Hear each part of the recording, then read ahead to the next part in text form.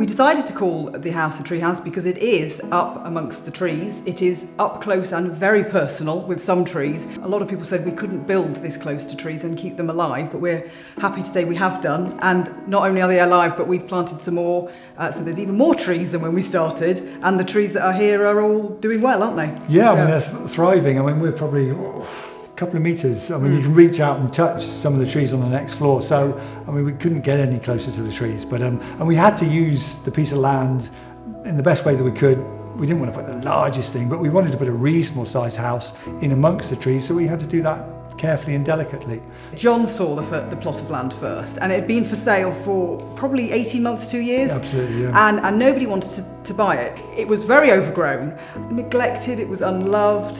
I think it was a challenging site. It's got a 5 metre drop over from the entrance to the back wall. So it is on a slope, and you've got several trees which are listed because it falls within a conservation area. First site meeting, there was an old weeping ash. Hauled ourselves up, and we're sitting on the crown of this tree with broken off limbs, one remaining limb, and he shimmies up this last limb, he hangs out and peers over and looks, he said, "That's the view you want." And we sort of hung out there gingerly and thought, yeah, that is the view we want. And we thought, that's the architect we want. And on that basis, really, we thought, he's imaginative, he came up with a good idea, and he was enthusiastic. There were certain limitations to the site. Obviously, the fact that it's on a slope and we have 27 listed trees would make it challenging for anybody. But I mean, that makes for good design. If you've got a blank canvas, you think, where do I start? We could do this, we could do that. But we were immediately, the shape, size, form was almost dictated to us by the land.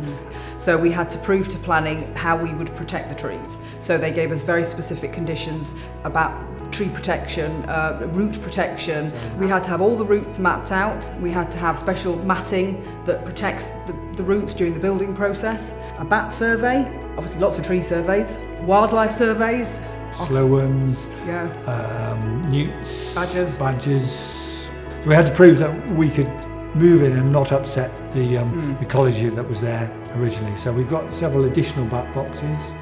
We've got various bird boxes. We put those up ourselves, and we didn't use any concrete throughout the whole build. We had to use very slim, narrow screw piles. The equipment needed to put the piles in is very lightweight, so that's a consideration because the weight itself would damage the roots, and the piles themselves are very slender. They have plates on the bottom, just 2 plates which screw in, and they go down approximately 10 metres, so 33 feet.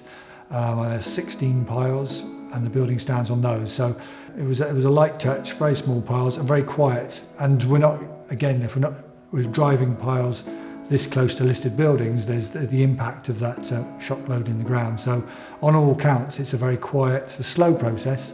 Well, I say slow, 2 days, I think. They were all in. It was, yes, yeah. But there's not the normal hammering you associate with pile driving. From a geological point of view, 10 metres down we've got mudstone. On top of that there's various forms of sandy clay. And the mudstone is what the piles screw down to. The steel plates sit on top of the mudstone. It's very, very dense.